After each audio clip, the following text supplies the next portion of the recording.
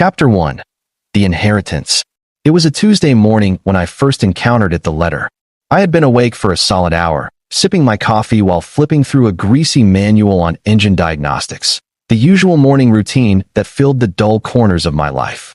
My small one-room apartment was cluttered with the smell of stale coffee, half-finished projects, and the soft hum of my old television showing reruns of shows I never watched. The place wasn't much, but it was mine. I wasn't looking for much more than to get through the day, fix a few broken engines at the local repair shop, and maybe, if I was lucky, catch up on some sleep before the next round of deadlines and repairs. To put it simply, I lived a quiet, uneventful life. That is, until the letter arrived. It came in a nondescript, beige envelope that seemed almost comically ordinary. The sort of thing you'd expect to find stuffed inside your mailbox alongside a few pizza coupons and an offer for new tires. At first glance, I was ready to toss it aside, thinking nothing of it. But something about it caught my attention: the return address. The name was unfamiliar, but it wasn't that which made my heart skip a beat. The address was written in some kind of alien script. Or at least, I thought it was. I didn't know much about languages outside of English, a bit of Spanish from high school, and a rudimentary understanding of car mechanics. But I was pretty sure I wasn't going crazy. There were curvaceous, flowing symbols I'd never seen before, and my fingers, almost without me realizing it, traced the intricate letters that decorated the envelope like a secret, an enigma waiting to be cracked. Curiosity got the best of me, and I set down the manual, the greasy coffee cup, and everything else, opting instead to tear open the envelope. Inside was a thick document, its paper smooth to the touch, almost like it had been manufactured on another world. It was pristine, with a silver sheen that didn't reflect light the way normal paper did. I skimmed over the first few lines, which were in a strange script, no surprise there. But then, much to my amazement, the document began to shift, the characters rearranging themselves in real time, forming English words, clear as day. I rubbed my eyes, thinking it was a trick, but the words remained. I was reading it, and it was as if it had adapted to me, just for me. The words became clear and legible, and in an almost surreal tone, I read aloud to myself. To James Bennett, heir to Aldarian Clythar, lineage of the Valerian Expanse, guardians of the twin galaxies. I stopped right there. My name? I didn't know anyone named Aldarian Clythar. The name sounded like something out of a cheap science fiction novel, an alien king, or a mythical hero from another dimension. But the letter continued, laying out in cold, formal detail the nature of my inheritance. An alien starship, an old one, but still functional one that had been left to me by this mysterious relative I'd never even heard of. The document went on to explain that Aldarian, who I now learned was my great-uncle, had been a member of an intergalactic trade family with ties to a series of galactic alliances that spanned millions of light years. He had passed away recently, tragically and mysteriously, according to the paper. The more I read, the more questions piled up in my mind, each one more bizarre than the last. Why had I never heard of him? What did any of this mean? What was I supposed to do with the starship? Despite the confusion, I couldn't stop reading.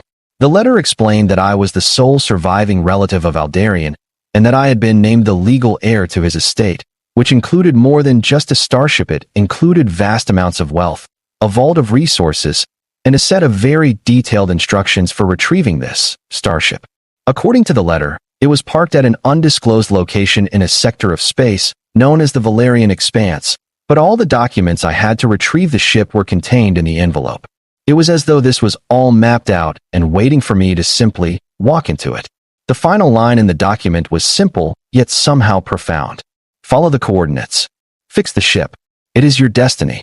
I sat there for a long time, not quite believing what I had just read. It seemed impossible, nonsensical even. How could this be real? It felt like a prank, like a bizarre dream that was somehow leaking into reality. And yet, the weight of the document in my hands felt real enough, and there was no denying the fact that it was meant for me. This wasn't just some junk mail. This wasn't some random spam message from a scammer trying to steal my identity. No, this was something else entirely, something I wasn't sure I was ready for. But then again, when was anyone ever ready for something like this? I set the letter aside, stood up, and paced around the room, trying to wrap my head around the absurdity of it all. My mind kept spinning in circles, but no matter how I tried to reason it out, one thing kept echoing in the back of my mind. My great-uncle, Aldarian, had left me a starship. A starship. I couldn't help but laugh. It was ridiculous. Completely ridiculous. A starship. What was I supposed to do with that? I was a mechanic, not some space captain or intergalactic explorer. My life was grounded in the world of broken-down cars and the occasional odd job fixing an old washing machine. I had no clue how to even begin fixing a ship that could travel the stars. Yet, the more I thought about it, the more it seemed like there was no turning back. The letter was clear. Aldarian had chosen me, for whatever reason, and now it was my responsibility to claim this inheritance, fix the damn thing, and figure out what the hell to do with the starship. Chapter 2. The Shipyard. The morning after the letter arrived, I found myself standing in front of a large, weathered spaceport, feeling completely out of my element. The coordinates given in the letter had led me to a small, private facility on the outskirts of town, a place where old ships went to die or get repaired. I had expected to find something sleek and futuristic, something straight out of a sci-fi movie. Instead, I was met with rusted frames, broken down parts, and a general sense of abandonment. This wasn't a bustling hub of spacefaring technology. No, this was a forgotten relic, a ghost town of starships. The building in front of me looked like it had been here for centuries, dusty, forgotten, its outer walls peeling and covered in years of grime. There was a small, battered sign above the door that read, Novatech Salvage Yard, and beneath that, a second, far more cryptic sign. Authorized personnel only. I wasn't sure if I was authorized, but I had the paperwork, the coordinates, and the overwhelming sense that I had no choice but to walk through the door. Inside, the air was heavy with the smell of old metal and oil. The space was crowded with starship carcasses, large pieces of machinery and ship parts scattered about, covered in thick sheets of dust. The place was run down, disorganized, and yet there was something intriguing about it. The entire yard seemed like a graveyard for ships that had seen better days, ships that had been forgotten by time and technology. A soft hum emanated from the back of the facility, and the faint sound of welding could be heard coming from one of the side rooms.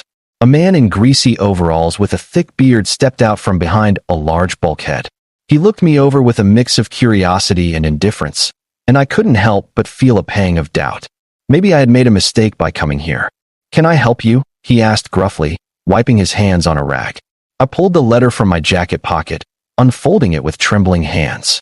I think I'm here to pick up a ship." The man raised an eyebrow, eyeing me carefully. "A ship? What kind of ship?" I didn't quite know how to explain. A starship?" I said, unsure of myself. "I've got paperwork. I inherited it. It's from my great-uncle, Aldarian Clythar. I was told to come here." His eyes narrowed at the mention of the name, and something flickered across his face recognition. Maybe. Without a word, he gestured for me to follow him. "Follow me," he said, and I did. We passed rows of decommissioned ships, some stripped of their valuable components, others barely held together by rust and the will of time. As we reached the far end of the yard, the man stopped in front of a massive, hulking vessel that seemed as if it had been abandoned for years. The metal was weathered, scratched, and stained with the wear of time, but there was something undeniably regal about it. The ship was unlike anything I had ever seen, sleek yet imposing, with strange designs etched into its hull, alien symbols that I couldn't even begin to interpret. It looked like something that had been made for a time far beyond my own. "That's it," the man said. "That's Aldarian's ship. Or at least it was." I stood there, staring at it in awe, my mind still struggling to process the reality of it. This was my inheritance. This crumbling relic of another time. The ship looked like it hadn't moved in years, and yet the sense of potential that emanated from it was almost palpable. It felt alive, as if it was waiting for something to awaken it from its long slumber. "You'll need to fix it," the man said, as though reading my mind. "Aldarian was a good guy, but he left this place to rot. You're gonna have your hands full with this one, but if you've got the guts to fix it, the ship's yours. If you don't, well, we'll just call it salvage and move on." I swallowed, trying to keep my composure. This was it. My inheritance. The starship. All I had to do now was fix it. The man who had led me to the ship stood next to me, eyeing the vessel with an air of skepticism as if assessing its worth, or rather, my worth in fixing it. He crossed his arms, his face unreadable as he watched me take in the sight of this abandoned starship. I still couldn't quite believe it. The starship was enormous, its hull strangely contoured, made of a smooth, silvery material that reflected the dim light of the salvage yard. Its design was sleek, yet alien in every way.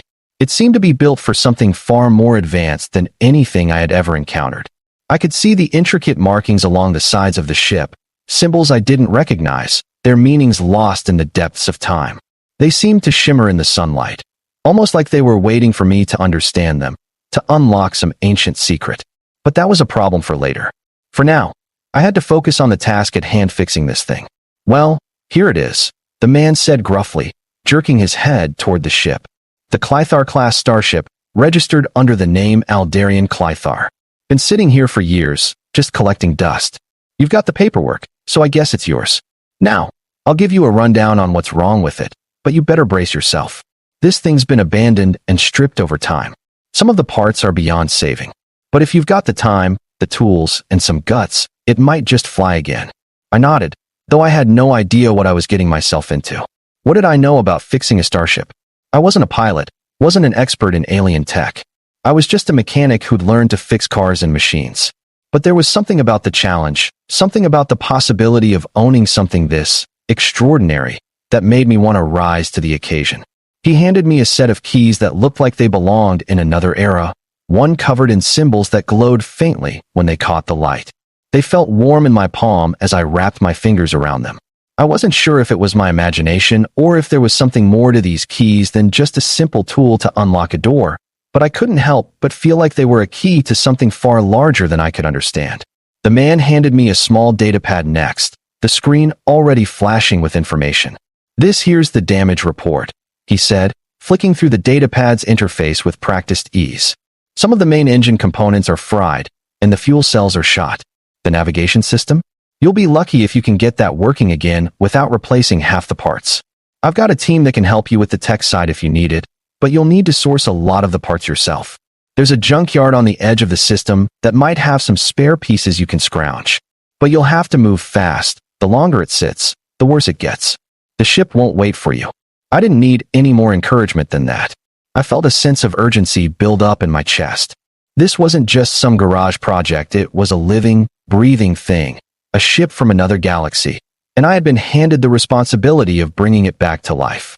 It felt like a destiny I wasn't prepared for, yet I couldn't shake the feeling that this was something I had been waiting for my entire life. Sure, I didn't know where to begin, or if I could even pull it off, but somehow, I knew that I couldn't back down.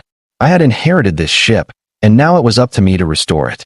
"I'll get started right away," I said, trying to sound more confident than I felt. "Thank you for the help. I'll let you know if I need anything." The man gave me a nod and a grunt before turning on his heel and walking back toward the main building of the yard, disappearing behind the walls of rusted scrap metal and discarded ship parts. I was left alone with the massive starship, its gleaming hull now seeming to beckon me forward. I didn't know how long it would take to get this thing operational again, or even if I could get it working at all, but I knew one thing for sure: I had to try. I walked toward the ship's hatch, the strange keys still warm in my hand. The closer I got, the more details I could see. The ship's outer shell was coated in dirt and grime, likely the result of years of neglect, but even through the dirt, I could see the potential. The lines of the design were beautiful, elegant in ways I couldn't describe. It wasn't a ship built to be rugged or utilitarian like the ones I had worked on back on Earth. No, this ship was made for something more. It was made to travel the stars. With a hesitant breath, I inserted the strange key into the hatch's lock. The moment I turned it, the ship's systems hummed to life, the panels near the entrance lighting up with soft, glowing symbols. The hatch opened slowly, revealing an interior unlike anything I had ever seen. It was a control room large and vast, filled with strange instruments and panels. The walls were lined with alien glyphs, symbols that seemed to pulse and change the longer I stared at them. But it wasn't just the symbols that fascinated me, it was the sheer scale of the ship's interior. It was as if this thing had been built for beings far larger than a human. I felt dwarfed in comparison. Yet, in the midst of all that alien technology, it felt familiar, like I had been meant to find this ship. I stepped inside, taking a moment to absorb everything. The ship's interior was a strange mix of futuristic tech and ancient craftsmanship. Panels of smooth metal and glowing energy conduits lined the walls, and the air smelled faintly of ozone, as though the ship had been dormant for years, waiting for a spark of life to bring it back to functioning. My first instinct was to press every button in sight, to start fiddling with the control systems and see what worked. But I knew better than that. I had no idea what half of these buttons did. Instead, I pulled out the datapad the man had given me, scanning the ship's schematics, trying to make sense of it all. The first task seemed clear: the engine. It needed work, and a lot of it. I wasn't sure where to even begin with alien propulsion systems, but there was one thing I did know: if this ship was going to fly again, it wasn't going to be easy, and it wasn't going to be quick. But the more I thought about it, the more determined I became. This wasn't just a piece of machinery. It was the key to something far greater. I didn't know what yet, but I was going to find out. Chapter 2. The Shipyard.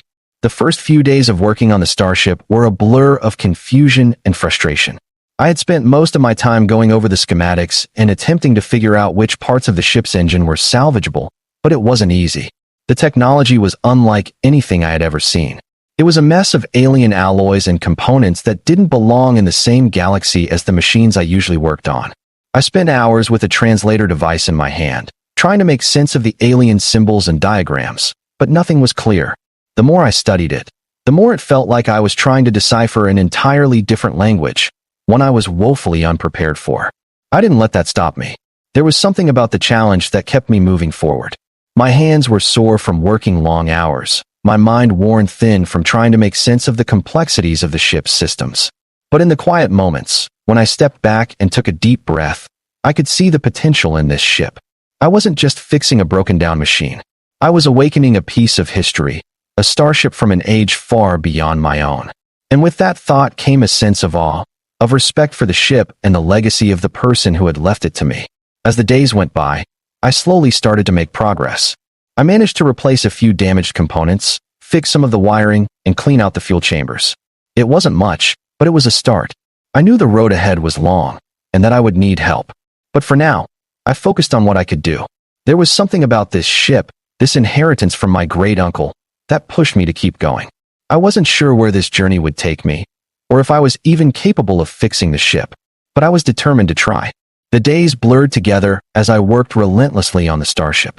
Every morning I arrived at the salvage yard with a sense of purpose, and every evening I left feeling as though I hadn't made a dent in the mountain of work that lay ahead. The alien technology, though breathtaking, was also frustratingly complex. Every step forward seemed to be met with 2 steps back. But despite the confusion and the obstacles, I couldn't shake the sense of excitement that bubbled within me. I was doing something no one else on Earth had ever done before.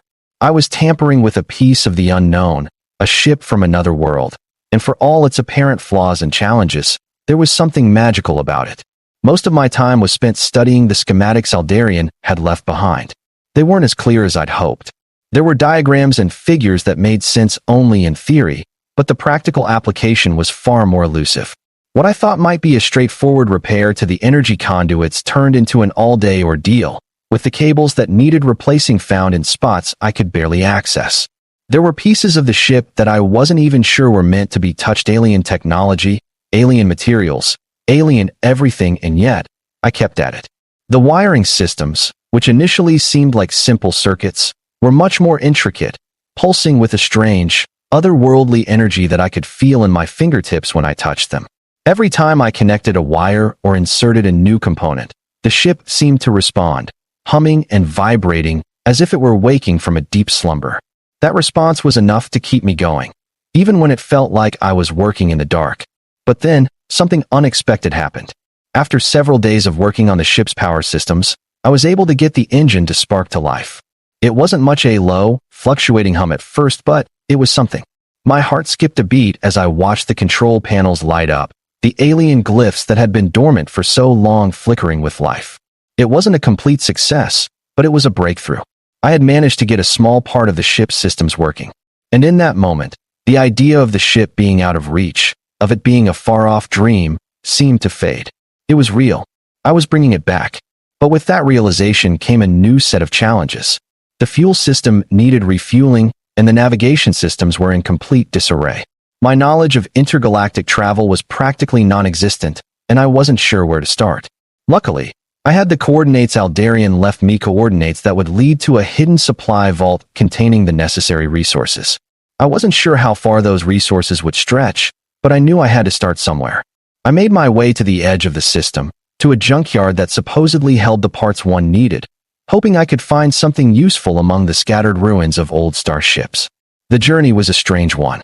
I didn't have a fully functional starship, not yet, but I had enough to get me off the ground and into the lower orbit of Earth's atmosphere. The ship responded smoothly as I engaged the basic propulsion systems, and the feeling of leaving the planet's surface for the first time made my heart race. For someone who had never left the Earth, it felt surreal. The landscape below, the cities, the oceans, all shrinking away as I accelerated, leaving behind everything I knew. I was on my way to something greater, something far beyond my simple mechanic life. As the stars stretched out before me, I realized that I was standing on the precipice of an entirely new reality. The junkyard wasn't what I expected, but it wasn't exactly a shock. It was a floating mass of debris, where old, forgotten ships came to die. Spacecrafts that had long since passed their prime, broken and abandoned, now lingered in a sort of cosmic graveyard, held together by the faintest threads of gravity. The junkyard was scattered across what appeared to be an asteroid belt, the rock formations jutting out of the void like jagged teeth. The ship's sensors buzzed as I approached, alerting me to the various signals of broken technology floating nearby. As I docked the starship at the yard's core station, I couldn't help but wonder if I was the only living soul in this forsaken place. It looked desolate, silent, save for the hum of machinery I couldn't see. I stepped off the ship and onto the station, careful to adjust my boots as the artificial gravity kicked in. The air was stale, cold, and there was a faint chemical smell that lingered in the environment. I could hear the whir of old motors and the occasional clank of distant machinery. It was an eerie place to be, but I knew I had no choice. If I was going to fix the ship, I needed these parts. "Can I help you?" A voice called out from the darkness. I turned, startled, and saw a figure emerging from the shadows. It was a woman, or at least, she appeared to be human. But her eyes glowed with a strange intensity, a sharp, alien green, and her skin had a subtle blue tint to it, like the color of an ocean on a distant planet. She wore a jumpsuit similar to mine, though it was covered in patches and marks from years of work. The look in her eyes was skeptical, but there was a curiosity there too, as if she recognized the starship I had just brought in. "I hope you've got something I need," I said, offering her a tentative smile, unsure of how to proceed. "Depends on what you're looking for," she replied, crossing her arms. "You might find some of what you need here, but there's a price for everything. Nothing here is free, you know." I nodded, unsure of what to make of her cryptic response. "I'm looking for replacement parts for a starship. It's an old one, a Clythar class." Her eyes widened for a fraction of a second, but then she quickly masked the reaction with a casual smirk. "You've got a Clythar class? Those are rare, but I've seen a few around here. I can help you, but you'll owe me. And don't expect any discounts." I agreed, knowing that my options were limited. The woman led me deeper into the junkyard, showing me the rows of discarded parts. I couldn't make sense of most of the items, but she seemed to know exactly what she was doing. We found some salvageable fuel cells, wiring, and even a few intact components for the engine. It wasn't everything I needed, but it was a start. I loaded what I could into the ship and prepared to head back. As I left the junkyard behind and returned to the starship, I couldn't help but feel a sense of progress, even if it was small. The starship was far from operational, and I still had a mountain of work to do. But as I sat back in the cockpit, the hum of the engine surrounding me, I realized that I was no longer just fixing a broken-down ship. I was piecing together a future. I had taken the first step into the unknown, and there was no turning back. Chapter 3: The Trial Run. With the parts one had acquired from the junkyard secured and the engines now humming with the energy of newfound fuel cells, I felt a sense of anticipation welling up inside me. The time had come. For days, I had been working tirelessly, making adjustments, replacing broken components, and familiarizing myself with the systems of the ship. The starship was coming to life, but it was still far from perfect. Some systems were still out of commission, and I had yet to fully understand the alien technology that powered the ship's propulsion. However, it was now or never. If I was ever going to get this thing off the ground, I needed to test it. I sat in the pilot's seat, gripping the controls with a mix of uncertainty and excitement. The interior of the ship was dimly lit, the panels glowing softly with alien symbols as they flickered to life.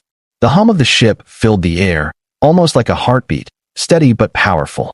I wasn't sure how it was possible, but the ship seemed alive, as if it were responding to me. The more I interacted with it, the more it felt like the ship itself was becoming a part of me, as if the alien technology was adapting to my presence. The stars outside the ship's viewport twinkled like distant beacons, and I knew that beyond the atmosphere, there was an entire universe waiting for me. The cockpit was silent except for the sound of my own breathing, and the tension in the air was thick. I ran my hand along the control panel, feeling the energy coursing through the ship's systems. I adjusted the throttle, slowly, carefully. The ship groaned beneath me, but there was no indication that anything had gone wrong. With one final, deep breath, I pressed the activation button. The ship lurched forward, and for a brief moment, I thought we were going to crash. But then the system stabilized, and the Starship surged upward, leaving the Earth's atmosphere behind. The feeling of weightlessness hit me like a wave, and for the first time since I'd inherited this ship, I felt truly alive. The Starship was flying. The journey had begun. The sensation of leaving Earth's atmosphere was nothing short of overwhelming. The moment the ship broke through the edge of the atmosphere, the turbulence that had once rattled the frame of the Starship smoothed into a calm, almost serene glide. I could see the curvature of the Earth below, a beautiful, delicate blue orb hanging in the void of space. The stars stretched out ahead of me like a vast sea of possibilities, and for the first time in my life, I realized the sheer scale of the universe. I was no longer just a mechanic. I was a captain, at least for this moment, and the ship beneath me was no longer a broken relic. It was my gateway to something far larger than I had ever imagined. As I floated in the vastness of space, I couldn't help but feel an immense sense of awe. The ship was holding together, its alien systems humming steadily, and the controls seemed almost intuitive, as though the ship was responding to my thoughts rather than my hands. It was, in a way, as if I were connected to it, both physically and mentally. The Starship, though aged and battered, seemed to possess a kind of sentience, an ancient intelligence embedded in its technology. Each flicker of the control panel, each shift in the ship's movement, felt like a conversation, like the ship was telling me that it was ready, that it had been waiting for this moment. I spent hours maneuvering the ship, testing its capabilities, pushing it to its limits. The more I worked with it, the more comfortable I became, and the more I realized how much I had to learn. The Starship wasn't something you just fixed, it was something that needed to be understood, something that had its own rhythms and complexities. But as I got a feel for the controls, I also realized something else. The systems that had been damaged, the pieces that I thought would be irreparable, were beginning to heal on their own. The ship seemed to be responding to my presence, as if it were repairing itself, almost as if it had been waiting for me to wake it from its slumber. Yet, despite all the progress, there was still a sense of unease that gnawed at me. I knew the ship wasn't fully operational yet. The navigation systems were still a mess, and I could feel the weight of the unknown pushing at the edges of my mind. What had happened to Aldarian Clythar? Why had he left me this ship? And what was it really capable of? But for now, I pushed those questions aside. Today was about proving to myself that I could do this. I had the ship flying. I had taken the first steps toward something greater. Now, I needed to finish what I started. I spent another hour navigating the ship in a wide arc through space, testing the propulsion system, the shields, the weapons systems. Everything seemed to be functioning, albeit imperfectly. The ship groaned and hummed, sometimes sputtering, as if it were still waking up from a long sleep. But each new test revealed that it had more life than I had ever imagined. I wasn't sure what I had gotten myself into, but I was beginning to realize that this wasn't just some inheritance. This ship had been a key to something much larger than I had ever dreamed. And as the stars spun around me, I felt a sense of belonging. For the first time, I didn't feel like an outsider. This starship, this legacy, it was mine. Chapter 4, The New Frontier. After several days of tests, adjustments, and exploration, I realized that the next logical step was to see how far this ship could take me. I had always dreamed of adventure, of seeing the stars, but I had never imagined it would come like this, handed to me in the form of a strange inheritance. It was exhilarating, yes, but also terrifying. I wasn't sure I was ready for what lay beyond the stars, but the more I worked with the ship, the more confident I became. I wasn't just some mechanic in a small town anymore. I had the power to go anywhere, to chart my own course through the galaxy. I decided to take a leap of faith and set a course for the outer rim of the Valerian expanse. Aldarian had left me the coordinates, but they were vague, cryptic even. All I knew was that there was something waiting for me, something important. It was as though he had set me on a path, and all I had to do was follow the signs. But I had to leave Earth first. That was the only thing I was sure of. I couldn't stay here. The Starship had awakened something in me, a hunger for exploration that I couldn't ignore. With trembling fingers, I set the destination, the coordinates locking into place on the ship's navigation system. The ship hummed in response, and I felt a deep sense of resolve settle over me. I didn't know what I was going to find when I reached the expanse, or what kind of challenges awaited me, but one thing was certain. I was ready. This wasn't just about fixing a broken starship anymore. It was about discovering my place in a universe that was far bigger than anything I had ever imagined. As the ship's engines powered up and the stars began to stretch out before me, I felt the weight of the unknown pressing against me, and for the first time in my life, I embraced it. I had taken the first steps into the void, and I wasn't looking back. The ship, now alive with energy, seemed to respond to me, guiding me forward into the future. I wasn't sure what was waiting, but I knew I had found my purpose. The legacy of Aldarian Clythar, my great-uncle, had led me here, and now, it was up to me to write the next chapter. With a final glance at Earth, I engaged the warp drive, the ship surging forward into the stars, and for the first time, I felt like I was exactly where I was supposed to be.